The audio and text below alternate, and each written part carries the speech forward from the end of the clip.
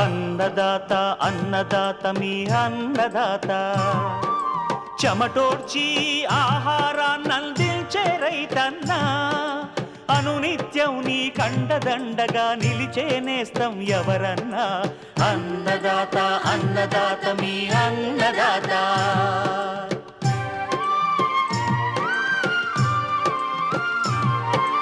నూతన రీతుల సాగుబడికి నూరింతలు పెరిగే దిగుబడికి సూచనలిచ్చే సస్య రక్షణకు పశు పోషణకి శాస్త్ర విజ్ఞానం అందించి ముందుకు నడిపే తెలుగు రైతు భారతదేశానికి మకుటం అయ్యేలా తీర్చిదిద్దే ఆశయంతో మిమ్ము మేలు కొలిపేది అన్నదాత అన్నదాత అన్నదాత మీ అన్నదాత అన్నదాత అన్నదాత మీ అన్నదాత.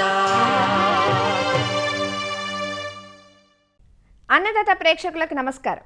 ఈనాటి ముఖ్యాంశాలు: ఉద్యాన పంటలను నష్టపరుస్తున్న పండుగ నివారణ, చౌడు భూముల పునరుద్ధరణ,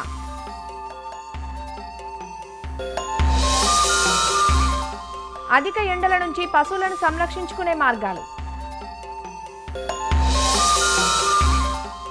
ఇంకా జై కిసాన్ వ్యవసాయ సమాచారం.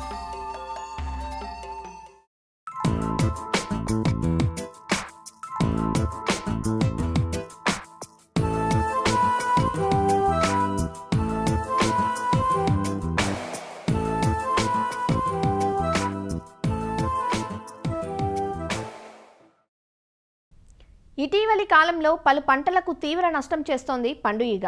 ముఖ్యంగా పండ్ల తోటలైన మామిడి, జామ, రేగు, బొప్పాయి, అరటి, తీగజాతి కూరగాయలైన బీర, కాకర, సొర, గుమ్మడి వంటి పంటల్లో దీని నష్టం అధికంగా కనబడుతోంది. కాయ నాణ్యతను దెబ్బతీసే ఈ పండుగ వల్ల దాదాపు 30-50% వరకు దిగుబడులకు నష్టం వాటిల్లుతోందని అంచనా. కాయలు పెరగకుండానే పండిపోతూ లోన బియ్యపు గింజ లాంటి పురుగులుంటే అది పండుగ నష్టంగా గుర్తించాలి. సాధారణంగా ఈ పురుగును గమనించేటప్పటికే చాప కింద నీరులా అప్పటికే నష్టం జరిగిపోయి ఉంటుంది. కాబట్టి రైతులు సాగు ప్రారంభం నుంచే ఒక పద్ధతి ప్రకారం సమగ్ర చర్యలను ఆచరణలో పెట్టాలి. ముఖ్యంగా ఎరలను ఉపయోగించి ఈ పండుగను సమర్థవంతంగా నివారించవచ్చు. కూరగాయలు, పండ్ల జాతుల్లో వచ్చే ఈ పండుగ నష్టం నివారణ గురించి తెలియజేస్తున్నారు ప్రొఫెసర్ జయశంకర్, తెలంగాణ రాష్ట్ర వ్యవసాయ విశ్వవిద్యాలయం వరంగల్ ప్రాంతీయ వ్యవసాయ పరిశోధనా స్థానం కీటక విభాగం శాస్త్రవేత్త డాక్టర్ శ్రవణ్ కుమార్. ఈ పండుగ అనేది మనకి ముఖ్యంగా కొన్ని రకాల కూరగాయ పంటల్లో చాలా రెగ్యులర్గా ఎక్కువగా వచ్చి నష్టపరుస్తుంది. వాటిలో ముఖ్యంగా మెయిన్గా తీగజాతికి సంబంధించిన కూరగాయ పంటల్లో ఈ యొక్క పండుగ అనేది రావడం జరుగుతుంది. ఇది ఈ యొక్క తీగజాతి పంటలనే కూరగాయ పంటలే కాకుండా మామిడిలో కూడా మనకి ఈ పక్వానికి వచ్చిన మామిడికాయలు పక్వానికి వచ్చినప్పుడు ఈ ఆశించి నష్టం అనేది చేస్తూ ఉంటాయి. ఈ యొక్క పండుగ అనేది సంవత్సరం పొడవుతా మనకి ఈ యొక్క పంటలను ఆశించి నష్టపరుస్తుంది. వీటిలో ఈ పండుగను మనం గమనించినట్లయితే ఈ యొక్క తల్లి పురుగులు కానీ రెక్కల పురుగులు చాలా చిన్నగా ఈగలాగా ఉంటాయి.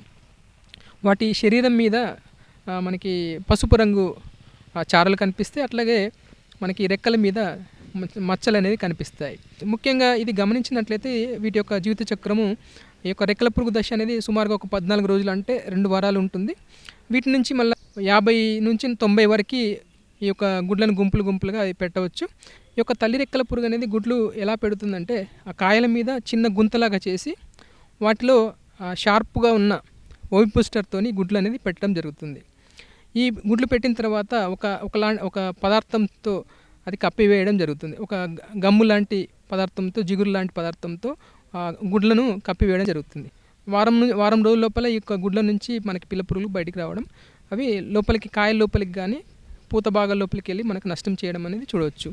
సుమారుగా గమనించినట్లయితే బియ్యపు గింజ ఆకారంలో ఈ యొక్క పిల్ల పురుగులు అనేది మనకి ఉంటాయి. ఇవి ప్రవేశించిన రంధ్రాల ద్వారా మనకి వేరే బ్యాక్టీరియా ప్రవేశించి అక్కడ కాయలు కులిపోయేటట్టుగా చేయడం అనేది జరుగుతుంది. సో ఈ విధంగా మనకి ఈ పిల్ల పురుగులు గుజ్జును తిని మనకి నష్టపరచడం జరుగుతుంది. అట్లా కాయలు అనేది నాణ్యత కోల్పోవడం కానీ కాయలు మంచిగా లేకపోవడం అనేది జరుగుతుంది. అట్లా కాయలు రాలిపోవడం కూడా మనము ఈ యొక్క పండుగ వల్ల మనము చూడవచ్చు. సో వీటి యాజమాన్యం మనం గమనించినట్లయితే ముఖ్యంగా తొందరగా కోతకు వచ్చే మనకి ఈ యొక్క కూరగాయ పంటల రకాలను మనం ఎంచుకొని వాటిని సాగు చేసుకోవాలి. కింద రాలి పడిపోయిన మనకి ఈ యొక్క పండుగ ఆశించిన కాయల్ని మనకి చూసి వాటిని ఏరి వాటిని నాశనం అనేది చేయాలి. అట్లాగే కోశస్థ దశ అనేది ఈ కింద భూమి లోపల జరుగుతుంది కాబట్టి ఆ పాదుల దగ్గర మనము ఆ పారతోని కింద మీద చేసినట్లయితే లోపల ఉండే యొక్క ప్యూప దశ అనేది బయటపడి ఎండకు కానీ అట్లాగే పక్షుల బారిన పడి కానీ చనిపోయే అవకాశం ఉంటుంది. సో ఈ విధంగా కొన్ని రకాల యాజమాన్య పద్ధతులు చేపట్టాలి. అట్లాగే మనకు మార్కెట్లో ఈ పండుగకు సంబంధించిన ఈ యొక్క ఫిర్మన్ ట్రాప్స్ అనేవి మనకి అందుబాటులో ఉన్నాయి. మనకి పొలాల్లో ఉధృతిని బట్టి 10-15 కానీ అట్లా మనం పెట్టుకొని ఈ యొక్క పండుగను మనము సమర్థవంతంగా అరికట్టవచ్చు. అట్లాగే మనము కూడా ఈ యొక్క పండుగ యొక్క ఫిరోమోన్ మనకి ఆకర్షింపజేసి వాటిని నాశనం చేయొచ్చు. ముఖ్యంగా 100 మిల్లీలీటర్ల మలాథియాన్ అట్లాగే ఒక 100 గ్రాముల బెల్లం తీసుకుని 1 లీటర్ నీటిలో మంచిగా కరిగేటట్టుగా చేసి ఒక ద్రావణాన్ని తయారు చేసుకోవాలి. ఈ యొక్క 1 లీటర్ ద్రావణాన్ని మనము మట్టి చిప్పలలో కానీ ఏదైనా ప్లాస్టిక్ డబ్బాల్లో కానీ మనం పోసి కొద్ది పోసి మనకి ఒక తోటలో కూరగాయ పంటల పొలంలో అక్కడక్కడ పెట్టినట్లయితే ఆ యొక్క బెల్లానికి ఆకర్షింపబడి దాంట్లో పడి మనకి ఈ యొక్క పండుగ అనేది చనిపోవడం అనేది జరుగుతుంది. అట్లాగే మనకి రసాయనాలకు సంబంధించి మలాథియాన్ అనే మందు 2 మిల్లీలీటర్లు కానీ ప్రొఫినోఫాస్ అనే మందు 2 మిల్లీలీటర్లు లేదా వేప సంబంధించిన మందులు మనము స్ప్రే చేసినట్లయితే మనం ఈ యొక్క పండుగను మనం సమర్థవంతంగా అరికట్టవచ్చు. అట్లాగే ఇంకో ముఖ్యమైన విషయం ఏంటంటే కాయలని పూర్తిగా పక్వానికి వచ్చేంతవరకు ఉంచకుండా ముందే మనము కోసి మనము మార్కెట్లో చేరవేయాలి. అట్లాగే ఈ యొక్క పురుగు మందులు పిచికారీ చేసేటప్పుడు మనకి కోతకు వచ్చిన కాయల్ని కోసి తర్వాత మనము ఈ యొక్క రసాయనిక మందులు పిచికారీ చేసినట్లయితే మనకి తర్వాత ఈ యొక్క అవశేషాలు మనకి కాయలో లేకుండా మనం చూడవచ్చు. ఈ విధంగా మనకి సూచనలు పాటించినట్లయితే మనం పండుగను సమర్థవంతంగా అరికట్టవచ్చు.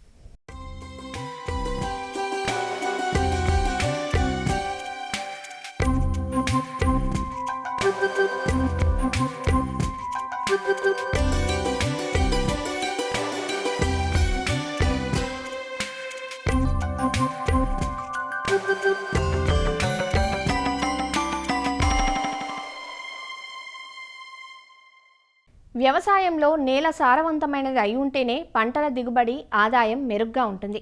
కేవలం విత్తన ఎంపిక, రకాల ఎంపికపైనే కాకుండా నేల యొక్క స్వభావం పైన కూడా దృష్టి పెట్టాలి. అధిక దిగుబడి సాధించే దృష్టితో విచక్షణారహితంగా రసాయనిక ఎరువులను వాడటం వల్ల సారం తగ్గడమే కాకుండా రాను నేలలు చౌడుబారుతున్నాయి. ఇలాంటి నేలలు సాగుకు సమస్యాత్మకంగా పరిణమిస్తాయి. పంటల ఉత్పాదకత తగ్గిపోతుంది. కాబట్టి ఈ నేలలను సారవంతమైనవిగా సాగుకు యుక్తంగా మార్చుకోవాలంటే కొన్ని యాజమాన్య పద్ధతులు పాటించాలి. చౌడు భూముల పునరుద్ధరణ ఎలానో ఈరోజు అన్నదాతలో తెలుసుకుందాం. చౌడు భూములు ముఖ్యంగా 2 రకాలు ఉంటాయి. ఒకటి తెల్లచౌడు నేలలు, రెండోది కారుచౌడు నేలలు. తెల్లచౌడు నేలల్లో ఉన్న లవణాలు నేలపై తెల్లని పొరలాగా ఏర్పడి నేలలో ఉన్న నీటిని గట్టిగా పట్టి ఉంచడమే కాక మొక్కకు నీరు, పోషకాలు అందకుండా చేస్తాయి. అందువల్ల నేలలో విత్తనాలు మొలకెత్తకపోవడం, మొలకెత్తిన అభివృద్ధి చెందక మొక్కల సాంద్రత తక్కువగా ఉండి పంట దిగుబడి గణనీయంగా తగ్గడం జరుగుతుంది. కారుచౌడు నేలల్లో పైన నలుపు లేదా బూడిద రంగు పొరను గమనించవచ్చు. వీటిలో మార్పిడి చెందే సోడియం 15% కన్నా ఎక్కువ ఉండటం వల్ల నేలలో మట్టి కణాలు అస్తవ్యస్తంగా ఉండి నేలంతా పేరుకుంటాయి. తద్వారా నేల ఎండినప్పుడు గట్టిగా మారి నీరు లభించినప్పుడు చిక్కటి బురదలా తయారవుతుంది. ఇలాంటి నేలల్లో నీరు సరిగా ఇంకక, గాలి ప్రసరణ సరిగా లేక నేల భౌతిక లక్షణాలు క్షీణించి తద్వారా రాసాయనిక, జీవ లక్షణాలపై ప్రభావం చూపిస్తాయి. ఈ నేలల్లో సోడియం శాతం అధికమై పోషకాల లభ్యతను క్షీణింపజేస్తుంది. చౌడు భూములు ముఖ్యంగా సోడియం క్లోరైడ్, సోడియం కార్బోనేట్ అధికంగా ఉండే శిలల నుంచి తయారవుతాయి. తగినంత వర్షపాతం లేదా నీటిపారుదల లేకపోతే ఈ నేలలోని లవణాలు తొలగిపోవు. గతంలో సాగునీటి సదుపాయాలు లేని ప్రాంతాల్లో నీటిపారుదల సదుపాయాలు అభివృద్ధి చేసినప్పుడు దిగువ మట్టి పొరల్లోని నీరు ఉపరితలానికి ఆవిరిగా వచ్చినప్పుడు నీటితో పాటు లవణాలు కూడా ఉపరితలానికి వస్తాయి. ఈ విధంగా చౌడు భూములు ఏర్పడే అవకాశం ఉంది. పొలాన్ని వీలును బట్టి చిన్న మడులుగా చేసుకుని ప్రతి మడిలోనూ సుమారు 20 సెంటీమీటర్ల లోతు నీరు నిల్వ ఉండేలా నాణ్యమైన ఉప్పులేని సాగునీటిని పెట్టి భూమిలో ఇంకెలా చేయటం వల్ల నేల పైపొరల్లో ఉన్న లవణాలు భూమి లోపలికి వెళ్లి పంట వేర్లు ఉన్న లోతుల్లో లవణాల సాంద్రత తగ్గుతుంది. ఈ విధంగా ఉప్పు శాతం తక్కువగా ఉన్న నేలల్లో 2 నుంచి 3 సార్లు, ఎక్కువగా ఉన్న నేలల్లో 4 నుంచి 5 సార్లు లవణాల తొలగింపు చేసుకోవడం వల్ల నేలలోని లవణ శాతం తగ్గి నేల భౌతిక స్థితి మెరుగుపడుతుంది. నేలలో చౌడు సమస్య తీవ్రంగా ఉంటే ఎకరాకు 4 నుంచి 5 టన్నులు, సమస్య మధ్యస్థంగా ఉన్నప్పుడు 2 నుంచి 3 టన్నుల చొప్పున జిప్సంను వేయాలి. పొలంలో 2 అంగుళాల మేర 4-5 రోజుల పాటు నీరు నిలబడేలా చేయాలి. అవసరమైతే ఈ విధంగా 2 లేదా 3 సార్లు చేయాలి. మధ్యలో 1-2 సార్లు నేలను దున్నితే మంచిది. దీనివల్ల నేలలో సోడియం శాతం తగ్గి కాల్షియం పెరిగి నేల భౌతిక లక్షణాలు మెరుగుపడే అవకాశముంది. జీలుగను విత్తుకుని పెరిగాక నేలలో కలియదున్నాలి. లవణ క్షార భూములకు జీలుగా అనువైన పచ్చి రొట్టపైరు. ఎకరాకు 10 కిలోల విత్తనాన్ని పొలమంతా పడేలా చల్లి నీరు కట్టాలి. 8-10 వారాల పాటు జీలుగను పెంచి పూతకు వచ్చే ముందు నేలలో కలియదున్నాలి. 10-15 రోజుల పాటు 2 అంగుళాల నీటిని నిలువగడితే పచ్చి రొట్టపైరు మురుగుతుంది. దీనివల్ల ఎకరాకు 35-40 కిలోల నత్రజని నేలకి అందుతుంది. నేలలో ఉదజని సూచికను తగ్గించి సేంద్రియ పదార్థాన్ని పెంపొందించి పైరుకు అన్ని పోషకాలను లభించేలా చేస్తుంది. నేలలో చౌడు శాతం తగ్గించే మెలకువలను పాటిస్తూ వరి పంట సాగు చేయవచ్చు. వరి సాగు చేయడానికి వీలులేనప్పుడు చౌడును తట్టుకునే చెరకు, రాగి, జొన్న, మొక్కజొన్న, సజ్జ వంటి పైర్లను సాగు చేయవచ్చు. పొద్దుతిరుగుడు, ఆముదం, పత్తి పంటలు మధ్యస్థంగా చౌడును తట్టుకుంటాయి. ఒకసారి చౌడు భూములను బాగు చేసుకున్న తర్వాత వాటిల్లో వరుసగా పంటలు వేసుకోవాలి. పొలాలను ఖాళీగా వదలకూడదు. ప్రతి 2 ఏళ్లకోసారి మట్టి నమూనాలను పరీక్షకు పంపి మార్పులు గమనిస్తూ జాగ్రత్తలు తీసుకోవాలి. మురుగుపోయే సౌకర్యాలను ఎప్పటికప్పుడు పునరుద్ధరించుకోవాలి. ఈ లక్షణాలు గమనించిన వెంటనే అక్కడక్కడ పొలమంతా 1 అడుగు లోతులో కాలువ తీసి నీటిని పొలం నుంచి తీసివేయాలి. పొలంలో చిన్న నెర్రలు ఏర్పడే వరకు ఆరబెట్టాలి. తరువాత నీరు పెట్టాలి. అనువైన పరికరంతో సాళ్ల మధ్య పొలంలో మట్టి బాగా కదిలేలా చేయాలి. పైరు కోలుకున్న తర్వాత నత్రజని ఎరువులు తప్పనిసరిగా వాడాలి. సల్ఫైడ్ హాని వచ్చే పొలంలో కుళ్ళిన లేదా సగం కుళ్ళి ఉన్న సేంద్రియ పదార్థాలను వాడరాదు. సల్ఫేట్ మూలకం ఉన్న రసాయన ఎరువులు వాడరాదు. ఈ విధమైన యాజమాన్యం చేపట్టడం ద్వారా చౌడు భూములను సాగు భూములుగా పునరుద్ధరణ చేసుకుని మంచి దిగుబడులు పొందే అవకాశముంది.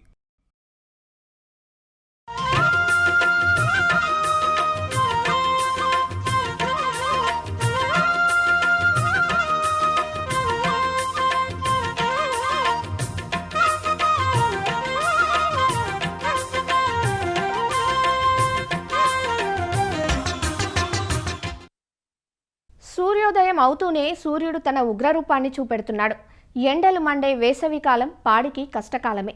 పాడి పశువులు, ముఖ్యంగా గేదెలు ఈ అధిక ఉష్ణోగ్రతలను అసలు తట్టుకోలేవు. ఒత్తిడికి, వడదెబ్బకు గురవుతాయి. పాల దిగుబడి తగ్గిపోతుంది. పశువులు బలహీనపడి వ్యాధుల బారిన పడే ఆస్కారమూ ఎక్కువే. అధిక ఎండల బారి నుంచి పాడి పశువులను సంరక్షించుకోగలిగితే పాల దిగుబడి తగ్గకుండా ఉంటుంది. పెరుగుతున్న ఎండల నుంచి పశువులను కాపాడుకోవాలంటే రైతులు కొట్టాల్లో ఉష్ణోగ్రతలను అదుపులో ఉంచే ఏర్పాట్లు చేయడం అత్యంత ఆవశ్యకం. అలాగే వాటి పోషణలోనూ ఆరోగ్య పరిరక్షణలోనూ కొన్ని జాగ్రత్తలు తీసుకోవాలంటూ వివరిస్తున్నారు గుంటూరు జిల్లా పశుసంవర్ధక శాఖ అధికారి డాక్టర్ వెంకటేశ్వర్లు. ఎండలు బాగా విపరీతంగా ఉన్నాయి. ఇంకా మే, జూన్ దాకా నడవాల్సి ఉంది. సో ఈ పరిస్థితుల్లో పశువులకి సంబంధించిన వడదెబ్బ తగలకుండా ఎటువంటి చర్యలు తీసుకోవాలి అనే దాని మీద మనం చర్చించుకుంటే, ముఖ్యంగా పశువులని సాధారణంగా పొద్దున్నే పాలు తీసిన తర్వాత బయటికి మేపుకు వదులుతూ ఉంటారు. ఈ మేపుకు వదలటం అనేది పొద్దున్నే 6 గంటలకల్లా పాలు తీసేసి అంబటే మేపు కనుక పంపించేస్తే 9 గంటలలోపు మళ్ళీ రిటర్న్ అయ్యేటట్టుగా ఉంటే మనకి ఎండ దెబ్బ నుంచి చాలా వరకు మనం ప్రొటెక్ట్ చేసుకోవడానికి అవకాశం ఉంటుంది. మధ్యాహ్నం 11 దాటిన తర్వాత ఎట్టి పరిస్థితుల్లోనూ ఎండల్లోకి పశువుల్ని పంపించకూడదు. ముఖ్యంగా ఈ నల్లజాతి పశువులు నల్లటి శరీరం వల్ల తొందరగా వేడిని గ్రహించుకుంటాయి. ఆ గ్రహించుకోవటం వల్ల ఇమ్మీడియట్గా వడదెబ్బ తగిలేటువంటి అవకాశం ఉంటుందన్నమాట. సో ఈ పరిస్థితుల్లో వీటిల్ని ఏదైనా చెట్ల నీడలో కానీ ఎక్కడైనా ఉంచుకోవటం మంచిది. సాధ్యమైనంత వరకు షెడ్లలో ఉంచి మేపుకోవడం అలవాటు ఉన్నవాళ్ళు షెడ్లో ఉంచుకొని మేపుకోవటమే ఈ వేసవకాలంలో మరీ మంచిది. రెండోది ఏంటంటే పశువులకి నీటి లభ్యత. నీరు చాలా ముఖ్యం పశువులకి. సో 60-70 లీటర్ల నీళ్లు రోజుకి పశువుకి అవసరం ఉంటాయి. మెయిన్ ముఖ్యంగా మనకి ఏంటంటే సోడియం లవణం బయటికి వెళ్ళిపోవడానికి అవకాశం ఎక్కువగా ఉంటుంది దీంట్లో. కనుక ఆ సోడియం లవణాన్ని మళ్ళీ మనం రీప్లేనిష్ చేయాలని అనుకుంటే మన సాధారణమైన ఉప్పుని ప్రతి 10 లీటర్లకి 1 చెంచా కనీసము 5 గ్రాముల ఉప్పుని కనుక మనం కలుపుకొని పశువులు కనుక ఇవ్వగలిగితే మినరల్, ఖనిజ లవణాల యొక్క లోపం లేకుండా మనం చేసుకోవడానికి అవకాశం ఉంటుంది.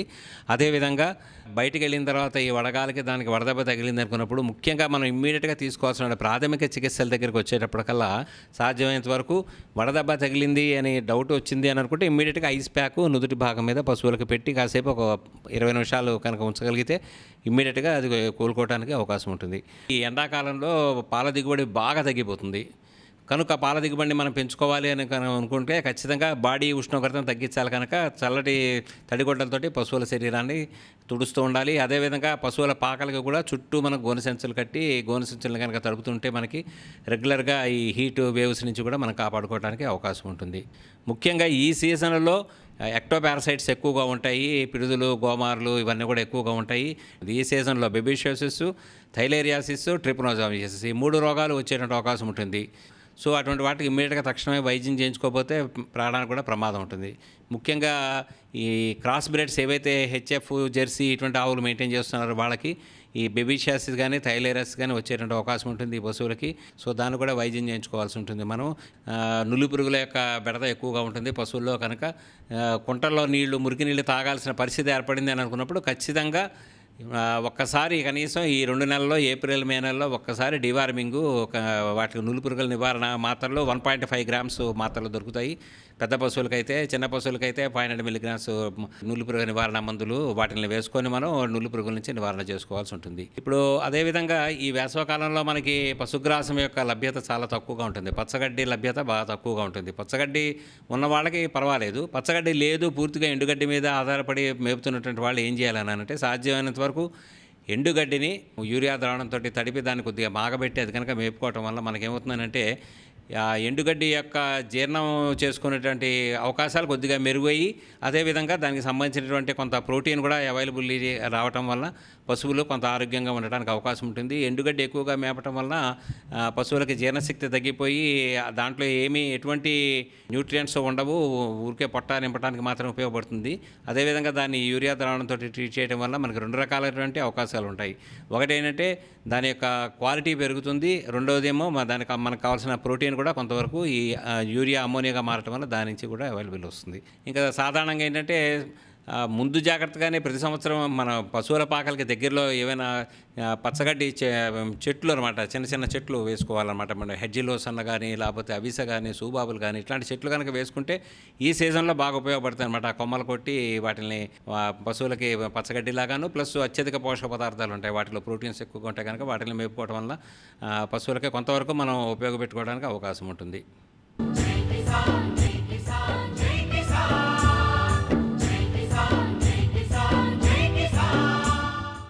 వ్యవసాయ సమాచారం ఇప్పుడు జై కిసాన్లో చూద్దాం. సాగుకు 9 గంటల విద్యుత్ సరఫరా చేస్తామని ప్రకటించినా అమలులో మాత్రం 7 గంటలు కూడా ఇవ్వడం లేదంటూ నెల్లూరు జిల్లా రైతులు వాపోతున్నారు. చేస్తున్న సరఫరాలోనూ అంతరాయాలు ఉండటంతో నీరు పారిన చోటే మళ్లీ పారుతుంది గాని మిగతా పొలానికి చేరడం లేదంటూ రైతులు వాపోతున్నారు. జిల్లాలోని 38 మండలాల్లో ఇదే పరిస్థితి నెలకొంది. ప్రధానంగా ఉద్యాన పంటలు సాగు చేసే రైతులు నీరు లేక తీవ్ర ఇబ్బందులు పడుతున్నారు. కరెంటు సమస్యతో పాటు అస్తవ్యస్త కరెంటుతో ట్రాన్స్ఫార్మర్లు సైతం కాలిపోతున్నాయని ఆందోళన చెందుతున్నారు. కరెంటు సప్లై సరిగ్గా లేదు. 3 ఫేజ్ కరెంటు ఊపులుగా గంట ఇస్తాడు, 1 గంట ఆపేస్తున్నాడు. ఈ గంట ఇచ్చి గంట ఆపిన దానివల్ల పైర్లకైతేమి, నారుమళ్ళకైతేమి, నీళ్లు పారేదానికి లేదంటే వంగ లేదా బెండ ఏదైనా ఆకుకూరలు వేసుకోవాలన్నా అన్నిటికీ నీళ్లు సప్లై సరిగ్గా పారలేదు. అదేమని సబ్స్టేషన్కి ఫోన్ చేస్తే పైన సప్లై పోయిందని, లేకుంటే కరెంటు సరిగ్గా ఇవ్వట్లేదు, మేము ఇచ్చేది ఇంతేనేను సమాధానం చెప్తున్నారు. 9 గంటలు అని చెప్పారు, 2 గంటలు తీసేశారు, 7 గంటలు ఇస్తున్నారు. 7 గంటలు కూడా ఒకే విధంగా ఇవ్వటం లేదు. మామూలుగా ఇప్పుడు కరెంటు 9 గంటలు పోయి వ్యవసాయానికి బాగా ఇబ్బంది పెడుతున్నారు. 9 గంటలు ఇచ్చే కరెంటును 7 గంటలు చేశారు. ఆ 7 గంటల కరెంటు కూడా 3-4 సార్లు లోడ్ రిలీఫ్ అని ట్రిప్ చేస్తున్నారు. ఆ ట్రిప్ అయిపోయినప్పుడు ప్రతిసారి ఒక అరగంట పోద్ది. ఆ 7.5 గంటలో ఇంచుమించు 1.5 గంట కరెంటు తీసేసి మాకు మొత్తం మీద ఇచ్చేది 5.5 గంట కరెంటు ఇస్తున్నారు ఈరోజు. ఇప్పుడు కొంత దూరం తడిసి ఉంటుంది నేల, మళ్ళా మోటార్ వేస్తే ఆడదాకానే తడుస్తుంది. అది కొరవ నేల తడవదు, ఎండిపోతూ ఉంటాయి పైర్లు. అందులో మాకు ఇక్కడ ఈ డేవిస్పేట దగ్గర అన్ని హార్టికల్చర్ పంటలు అవి 1 వారం రోజులు నీళ్లు కట్టుకుంటే అవి అసలు చేతికి వచ్చే పనే లేదు, పెట్టిన పెట్టుబడి పోద్ది. కొన్ని అయితే దీర్ఘకాలిక పంటలు ఉన్నాయి, టెంకాయ, మామిడి, పనస, ఇటువంటి ఎండాకాలం వాటికి కూడా నీళ్లు కట్టాలి బాగా. ఈ నీళ్లు కట్టుకొని ఉంటే వాటికి ఇంచుమించు 5-6 సంవత్సరాల లైఫ్ పోద్ది. ఈ బాధలు కాకుండా ఈ 5.5 గంట కరెంటు కాకుండా ట్రాన్స్ఫారాలు కాలిపోయినాయి. ట్రాన్స్ఫారం కాలిపోయి వారం రోజులైంది. ఈ వారం రోజుల నుంచి మమ్మల్ని తిప్పుతుండారే కానీ ట్రాన్స్ఫారం ఈ రోజుకి పెట్టాదని. కరెంటు కష్టాలు ఇటు చేపలు, రొయ్యల సాగుదారులకు తప్పడం లేదు. పెరిగే ఎండలతో నీరు ఆవిరైపోతుందని ఇస్తున్న 7 గంటల కరెంటు కూడా సక్రమంగా ఇవ్వకపోవడంతో నీరు అందక చేపలు రొయ్యలు చనిపోతున్నాయని వారు ఆవేదన వ్యక్తం చేస్తున్నారు. మేము ఫిష్ పాండ్ చేస్తున్నామండి లీజుకి. వారం రోజులైంది ట్రాన్స్ఫారం కాలిపోయి. కరెంట్ ఇప్పుడు ఒక 6 గంటలు ఇస్తున్నారండి మాకు. మధ్య మధ్యలో ఒక 2 టైమ్స్ ట్రిప్ చేస్తున్నారు. అది ఇంకో గుంటలు కాబట్టి ఏదో కొద్దిగా చేసుకుంటా ఒకరు 3 అడుగులు నీళ్ళు ఎక్కుతా ఉన్నాయి. ప్రజెంట్ పరిస్థితి ఇది. 9 గంటలు అన్నారు. 9 గంటలు పోయి ఇప్పుడు 6 గంటలు 7 గంటలకు వస్తున్నాయండి. మాకు ఇబ్బంది ఏంటంటే నీళ్లు గుంటలో నీళ్లు ఇప్పుడు ఎండలకు వేడెక్కిపోయి చేపలు చచ్చిపోతున్నాయండి. కరెంటు పరిస్థితి ఎంత దారుణంగా ఉందంటే అసలు రైతు పొలం వదిలిపెట్టి ఇంటికి పిల్లకాయలు చూసుకోవాలన్నా కూడా ఇది లేని పరిస్థితిలో ఉన్నాడు. ఎందువల్లంటే 10 నిమిషాలు ఇస్తాడు, 20 నిమిషాలు ఆపుతాడు, అర్ధగంట ఇస్తాడు, అర్ధగంట ఆపుతాడు. హార్టికల్చర్ మీద ఎక్కువ జేజపేట ఇందుకులపేట మండలం ఎక్కువగా ఆధారపడి నడుస్తుంది. దానికి కంటిన్యూగా నీళ్లు కట్టగలిగితేనే ఎండాకాలం మామూలుగా ఏదో దిగుబడి వస్తుంది. కానీ ఈ కరెంటు పోతూ వస్తూ ఉండడం వల్ల పారిందే పారుతుంది. అధికారులు ఏమంటారు, పైనుంచి మాకు సప్లై సరిగా రావటం లేదు, మేమేం చేసాము అంటారు. అదిగా కాకుండా మమ్మల్ని కరెంట్ ఏంటంటే ఈ లో వోల్టేజ్ డ్రాప్ అవ్వటం వల్ల మోటార్లు విపరీతంగా కాలిపోతున్నాయి. అది మాకు ఒక విధమైన నష్టం. తర్వాత వచ్చి ఆక్వాకల్చర్ మీద విపరీతమైన ప్రభావం చూపిస్తుంది ఈ కరెంట్ అనేది.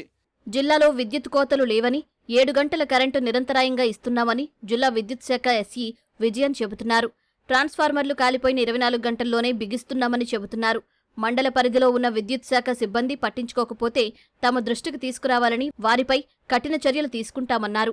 ఇప్పుడు విద్యుత్ కోత అనేది మాత్రం లేదు. మన వ్యవసాయానికి అగ్రికల్చర్ సప్లై ఇస్తున్నాము. ఏదన్నా ఇబ్బంది వల్ల 7 గంటలే ఇస్తున్నాము. మెయిన్గా ఏదన్నా ప్రాబ్లం ఉంటే ఎక్కడైనా సంబంధిత సబ్స్టేషన్కి కానీ ఆ ఏఐకి కానీ తెలిపితే వాటికి నివారణ చర్యల కోసం కూడా మేము మానిటర్ చేస్తున్నాము. అదేవిధంగా విద్యుత్ సరఫరాని కూడా మానిటర్ చేస్తున్నాము. ఎల్ఎంసీ ద్వారా మానిటర్ చేస్తున్నాము. ఎక్కడైనా ఎక్కువ అంతరాయాలు ఉంటే అటువంటి చోట్ల విద్యుత్ మరమ్మతులు చేసేదానికి, లైన్లలో మరమ్మతులు చేసేదానికి కూడా మా ఏఐలందరినీ కూడా అలర్ట్ చేస్తున్నాము. అటువంటి ఏదన్నా ఉండి దృష్టికి కానీ ఎవరన్నా చెప్పలేకపోయినా కూడా టోల్ ఫ్రీ నెంబర్ ఉంది 9133331912. దానికి వాట్సాప్ ద్వారా కూడా మీరు తెలియజేసినా కూడా మేము స్పందిస్తాము. అది ఇందుకూరుపేటదైతే నేను విలేజెస్ వాళ్ళని ఎంక్వైరీ చేయిస్తాము. అటువంటిది ఏదన్నా ఉంటే మాత్రం వాళ్ళ మీద తప్పక చర్యలు తీసుకుంటాం. 24 గంటల లోపల బిగిస్తారు. దానికి డబ్బులు ఎవరికి ఇవ్వాల్సిన అవసరం లేదు. ఏదైనా ట్రాన్స్ఫార్మర్స్ అన్నీ కూడా హెల్తీ స్టాక్స్ కూడా 400 ట్రాన్స్ఫార్మర్లు వివిధ ఎస్పీఎంలోను డివిజన్ పరిధిలోనూ హెల్తీ స్టాక్ కూడా అవైలబుల్గా ఉంది. ఏదన్నా వస్తే మాత్రము సంబంధిత ఏఐ కానీ లేకపోతే ఏఐది బాధ్యత, అది యాక్చువల్గా ట్రాన్స్ఫార్మర్ మార్చాల్సింది. ఎటువంటిది ఎవరు ₹1 కూడా ఇవ్వాల్సిన అవసరం లేదు. కాబట్టి ఎవరైనా అడిగితే మాత్రము కంపల్సరీ దాన్ని మా దృష్టికి తీసుకొస్తే మేము వాళ్ళ మీద తగిన చర్యలు తీసుకుంటాం. కరెంటు కోతలతో తీవ్రంగా నష్టపోవాల్సి వస్తోందని, అధికారులు సరఫరాలో లోటుపాట్లను సరిచేసి కాలిన ట్రాన్స్ఫార్మర్ల మరమ్మతులు సత్వరం చేపట్టాలని రైతులు కోరుతున్నారు. మరిన్ని విభిన్న అంశాలతో రేపటి అన్నదాతలో మళ్ళీ కలుసుకుందాం. అంతవరకు సెలవు. నమస్కారం. అన్నదాతలు తమ సందేహాలు, సమస్యలను 1800-425-4085 టోల్ ఫ్రీ నెంబర్లో ఉదయం 10 గంటల నుంచి 11 గంటల మధ్య పని దినాలలో సంప్రదించగలరు. ఈ కార్యక్రమాన్ని యూట్యూబ్లో www.youtube.com/అన్నదాత ఈటీవీ లింక్ ద్వారా వీక్షించవచ్చు. అన్నదాత కథనాలు ఈటీవీ విన్ మొబైల్ యాప్లో వీక్షించండి.